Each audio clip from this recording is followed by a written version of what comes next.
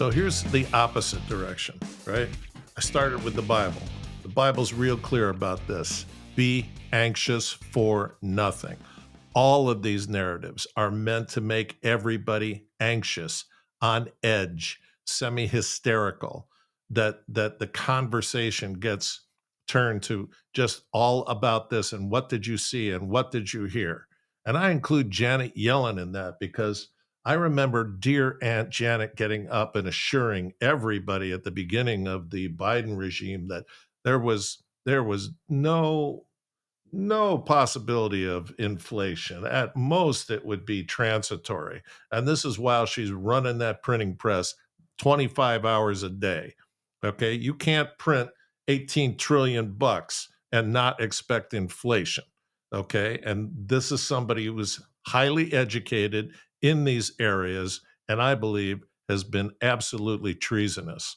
So I won't say any more about dear Aunt Janet, but I hope she has a lot of fun in the next 2 years because there's a lot of questions she needs to answer, and she'll give people up like with one poke. So let's see.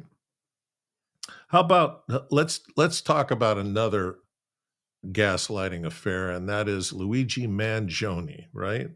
The product of the elites and uh, and high academia, and it is amazing to me to watch what is going on with this guy in the press in New York City. I mean, they are making uh, a current day John Travolta out of this guy. He is the absolute heartthrob in New York City right now. He's Robin Hood. He's John Travolta. He is the misunderstood bad boy. And the one thing he is not called is a murderer. One thing he is not called is a gutless punk who shot somebody in the back.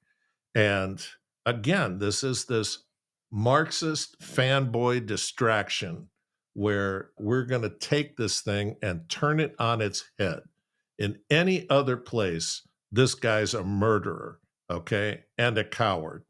And instead, he is the victim of this situation. And the bad person is the person who got shot in the back because he represents corporate greed. He represents a part of the economy that doesn't run well because it's top heavy in its pay. And okay, those are all bad things, but you don't solve them by shooting people in the back. And if somebody decides to do against the word of the Bible, where the Lord's very clear, vengeance is mine, I will repay, not you. I don't care how mad you get. You don't take somebody else's life unless you're personally threatened, your family is, your country is. And you don't get to rationalize yourself to death in the midst of that and write out a manifesto that makes it okay for you violating that law. You can't do it. Okay. We don't have a society that way. And in blue cities, we don't have a society. You saw what happened to Daniel Penny. Daniel Penny was not trying to kill a problem black man. He was trying to save the lives of people on a subway car. And he was not asphyxiating this guy. I've seen the films over and over. He's not choking him, he's restraining him. And there are two other people of color restraining him because they saw him as a threat. And he had K2 and other things, and his life is a tragedy, but it doesn't mean you get to destroy Daniel Penny because it serves your narrative that America is a racist country. Okay. And they just took off and ran with it. And then we have Luigi Mangione shooting a CEO in the back, and he's a hero. Okay. So that just means nobody can navigate in this country because day by day, they're going to pick winners and losers based on their own bias. And that's not civilization. Okay. That's a Marxist lunacy. The children of the elites who come from wealth don't believe that the rules apply to them. And because they've been protected and coddled their whole lives, they don't really feel the reality that their other friends do of having to struggle, of having to compromise, all that kind of thing. So they have to do something insane like this just to get a feeling. And so it's awful. It's awful that with all of that privilege, that this guy decides, I want to be a celebrity. I want to be a superhero against corporate greed. That it is all so much the product of academia and leftist Marxist professors teaching this cartoonish view of the United States.